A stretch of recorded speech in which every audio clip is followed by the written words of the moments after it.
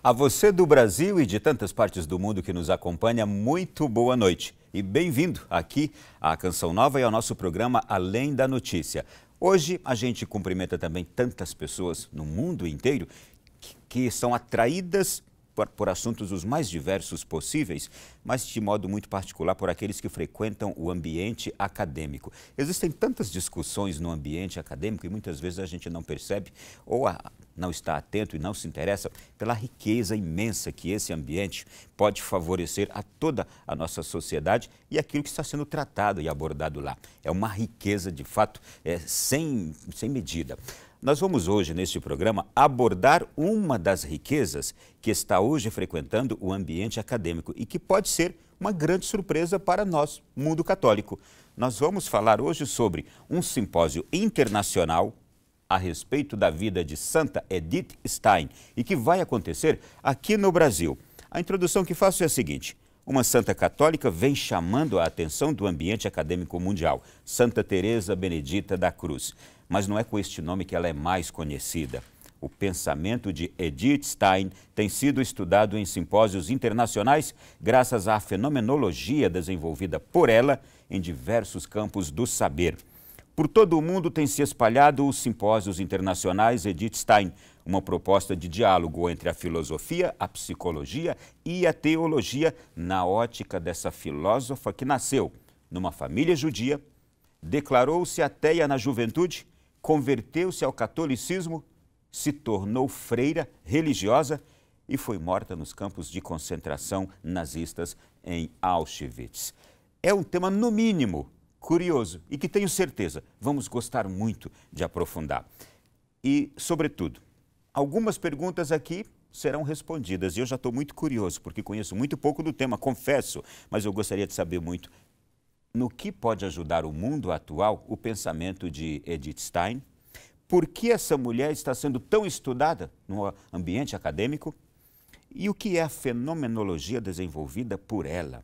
E também as informações sobre este simpósio que vai acontecer em Brasília, na Universidade de Brasília, no próximo mês de agosto e que você do Brasil inteiro está sendo convidado já desde agora. Bem, para falar sobre esse tema eu também fiquei surpreso. Nós temos aqui 3 professores e eu não imaginava que fosse me deparar com 3 professores joveníssimos. Olha, muito bem-vindos, boa noite. Eu pensei que vocês, os professores que aqui viriam, estariam na casa dos 40, 50. Mas estou surpreendido. Quero cumprimentar a Manuele Porto Cruz. Tudo bem, Manuele? Tudo bem, prazer. Prazer te receber. A Manuele, gente, é mestre em filosofia pela Universidade de Brasília. O Saulo Fernandes Brito, que é mestrando em filosofia também na Universidade de Brasília e professor da Faculdade de Teologia aqui do Distrito Federal. Tudo bem, Saulo? Muito obrigado, viu, Ronaldo? É um prazer estar aqui no seu programa. Todo nosso. Vitor Hugo Pereira de Oliveira, doutorando em Estudos Literários Comparados na UNB. Professor também. Boa noite, Vitor. Tudo bem? Boa noite. É um prazer estar aqui no seu programa, Ronaldo. Ô, gente, eu tenho uma porção de perguntas e vocês aqui, ó, nós estamos numa mesa redonda, nós vamos conversar, fiquem muito à vontade. Eu já quero começar aqui. Por que uma santa católica está sendo estudada em universidades do mundo inteiro a ponto de seminários internacionais sobre ela estarem sendo realizados nessas universidades mundo afora, como vai acontecer aqui em Brasília, na UNB, com palestrantes nacionais, estrangeiros? Quem é que me responde? Por que essa mulher está despertando tanto interesse? Ronaldo, eu acho muito interessante perceber um pouco da trajetória dela, né? Que ela também começou muito jovem, né? A lecionar, ela já percebia desde a sua juventude, a partir dos seus... Algo em comum aqui, hein? Entre Edith Stein e vocês. Sim, ela já a partir dos seus 17 anos, ela já fazia o máximo para... Ela percebia aquelas pessoas que tinham um pouco mais de dificuldade ali no aprendizado e se dispunha já a ajudá-la, né? Então a gente já vê aí uma centelha, né, dessa vida acadêmica, né, que ela foi chamada então. Ela foi professora bem cedo, isso. Não era? Já dava palestras diversas, isso. E isso, o iníciozinho, cerca de 100 anos atrás. Exatamente isso, né? Sim. E aí, então, a gente observa como isso foi bem vigoroso para ela, assim, e a preparou justamente para esse caminho acadêmico, né? Então... Também, assim, a gente pode pensar outras perspectivas a partir da filosofia de Edith Stein. Não só pensá-la como santa, mas também essa influência acadêmica, por ser uma mulher que viveu no período entre guerras E ainda assim, ela teve essa força de produzir uma temática que talvez seja uma temática muito ligada a esse contexto. Então, é interessante a gente perceber, eu, enquanto professora de filosofia, né, me deparar com uma filósofa do nosso tempo, né, como um exemplo também dentro da academia. E Victor Hugo, eu pergunto, agora, por que a gente imagina que naquela época, cerca de 100 anos atrás, aquilo que fez aquela mulher, hoje, possa despertar interesse? Eu fico pensando na nossa sociedade de hoje. E uma mulher que tinha ainda um outro atributo importante. Ela era uma religiosa, uma freira, mais tarde religiosa, freira, canonizada pela Igreja Católica, mas ela também é vista sob esse aspecto ou mais pela primeira parte da vida dela? Bom, depende do pesquisador que se debruçou sobre a obra dela, né? Porque quando eu participei do simpósio, foi o 4º, lá em João Pessoa, fiquei surpreso porque tinha muitas pessoas que não eram sequer católicas, mas que estavam interessadas pelo pensamento da Edith Stein, né? Que tem essa questão que parece que é inerente ao ser humano, né? A busca da verdade. E foi justamente isso que sempre a motivou, né? Quando ela teve o contato com o Husserl, né? A questão da fenomenologia, porque ela sempre levou muito a sério, né? A busca da verdade. Depois eu espero que os meus colegas filósofos possam definir o que vem a ser a verdade. Então foi justamente essa busca da verdade que a levou, inclusive, a não se fechar ao transcendente. Por mais que ela tenha se declarado ateia, né? Um fato muito interessante na vida dela, que me impactou por demais, foi quando ela estava na casa de amigos luteranos que tinham ido para alguma cerimônia religiosa e ela encontrou na biblioteca deles este livro aqui, não exatamente essa edição, claro, que é o Livro da Vida de Santa Teresa de Jesus, Teresa d'Ávila. Ela leu esse livro de uma tomada só e ela declarou: aqui está a verdade. Né? E para quem leu esse livro, sabe um pouquinho, esse livro fala justamente da vida de oração, né? O contato com Cristo, que é a verdade. Ela estava num momento de crise da vida dela quando se deparou com este livro, não é? Isso, é um fato bem interessante, justamente porque ela, não tendo essa perspectiva mais religiosa, apesar de ter sido criada judia, ela vinha sofrendo com essas questões, vamos dizer assim, existenciais mesmo, né? E aí, a partir do momento, então, que ela sempre professou isso, né? Ela sempre dizia para si, uma espécie de oração já, né? Eu quero a verdade. Ela sempre estava buscando a verdade, né? E é bem interessante porque justamente também Santa Teresa d'Ávila quem diz, né? Aquele que busca a verdade busca Deus sem saber. Então, naquele momento, professando essa verdade, ela acaba se deparando com o livro de Teresa, né? E então... E parece que tem 2 episódios que nesse momento de crise da vida dela, ela chega numa catedral, numa igreja, como turista para ver, para admirar, e ela vê uma senhora chegar com uma cesta de compras, e aquela senhora chega, se ajoelha e fica rezando, e ela olha aquilo toca profundamente a ela, porque ela puxa uma pessoa ao longo do seu dia, normal, no dia a dia, veio aqui na igreja, saiu de um mercado, veio aqui, está rezando, aquilo mexeu com ela. E um outro acontecimento, parece que ela ficou hospedada numa casa católica e chegou lá, observou que o dono da casa tinha saído e com os seus empregados, antes de começar o trabalho de manhã, ela observou que ele foi rezar com os empregados. Esses 2 episódios parece que a marcaram profundamente também, não é? Nesse momento de crise. Isto é, a vivência da fé, a prática da fé pode também mexer com as pessoas, não é? Sim. Sim, está tudo conectado. Até mesmo o fato dela estudar esse aspecto da fenomenologia faz com que ela tenha uma visão mais global, mais integral de todas as coisas. Às vezes acontece na filosofia das pessoas quererem separar ou conceituar todas as coisas.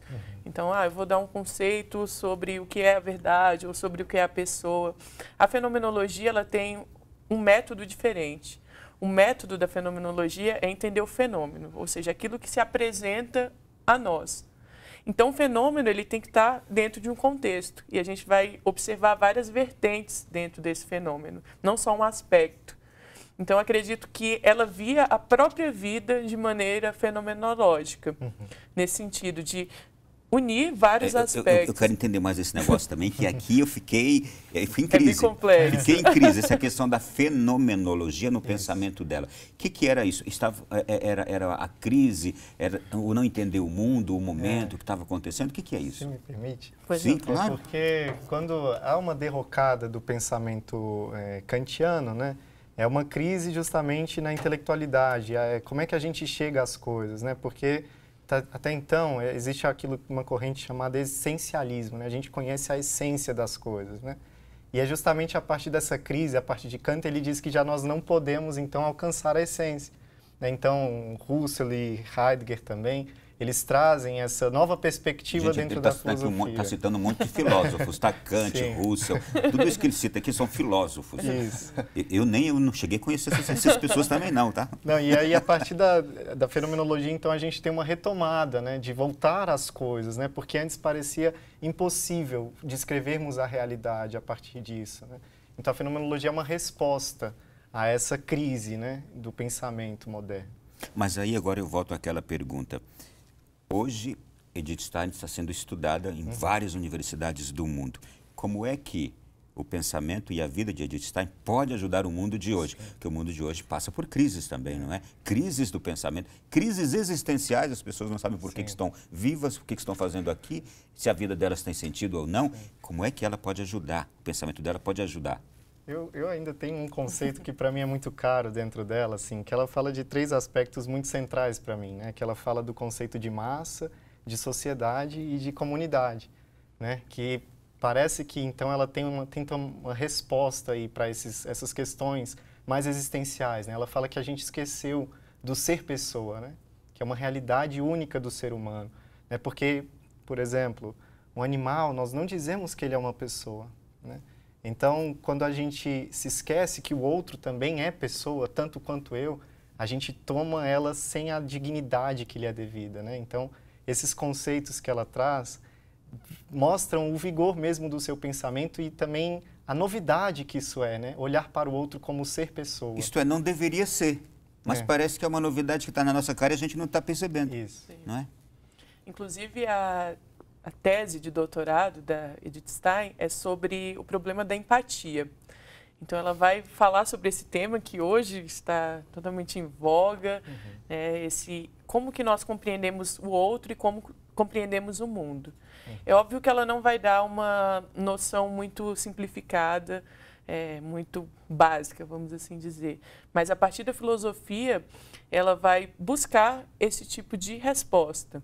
Ela vai tomar como fundamento o Edmund Husserl, que é outro filósofo, do qual ela foi assistente. Então, ela se interessa pela fenomenologia por conta desse professor. Mas ela percebe que parece que alguns conceitos que ele traz, algumas noções que ele traz ainda estão incompletas. Então, ela tenta mesclar um pouco essa filosofia do Husserl, a filosofia de Tomás de Aquino, e acaba, de alguma forma, aproximando essa noção de fenomenologia até mesmo para as questões religiosas e questões mais voltadas para a pessoa, para o ser. Então, quando ela desenvolve, por exemplo, o conceito de pessoa, ela vai desenvolver esse conceito, é óbvio que ela também não vai falar a pessoa é isso, a pessoa é aquilo, mas ela vai desenvolver uma noção fundamentada primeiro na noção de empatia, ou seja, primeiro na percepção do meu eu, quem eu sou, onde eu estou no mundo, e a partir do meu eu percebo o outro. Uma percepção tanto corpórea, por exemplo, eu estou aqui, eu percebo que o Saulo está aqui ao meu lado. Então, é uma percepção material, mas também uma percepção que vai além desse dado corpóreo. Ou seja, perceber que o outro é pessoa como eu, que ele tem sentimentos e que ele possui uma interioridade semelhante à minha. A gente percebe que na vida dela, no pensamento dela, tem uma humanidade e uma espiritualidade ali que não se separam, não é? Sim. Muito aproximadas. E isto, 100 anos atrás, ela, uma mulher, vivendo isso, transmitindo isso, expressando isso, realmente causou o grande impacto que a tornou uma das maiores filósofas e pessoas admiradas naquela época, não é isso? Sim, até mesmo pelo fato dela ter vivido muito forte as 2 guerras mundiais. Na Primeira Guerra Mundial, ela vai para a guerra como enfermeira voluntária, fica um ano cuidando das pessoas, então ela volta profundamente impactada por esse fato. E já na Segunda Guerra Mundial, por ser judia, ela já estava no convento, mas judia de etnia, acabou sendo perseguida também e levada para o campo de concentração de Auschwitz. Tem um aspecto muito importante, o nosso primeiro bloco já está se esgotando, mas que a gente vai abordar daqui a pouquinho na sequência do programa, que é o pensamento de Edith Stein quanto às mulheres, inclusive porque ela foi escolhida, se eu não me engano, pelo bispo dela, depois de convertida, né, ao catolicismo, para fazer palestras naquela época sobre a mulher católica, não é? A dignidade, o valor da mulher. Então a gente vai falar sobre isso daqui a pouquinho. A ótica, a visão, o pensamento de Edith Stein sobre a mulher. E eu acho que é por isso que ela está despertando tanto interesse. São temas que a gente fala aqui que ela, naquela época, já estava abordando, mas que são extremamente atuais.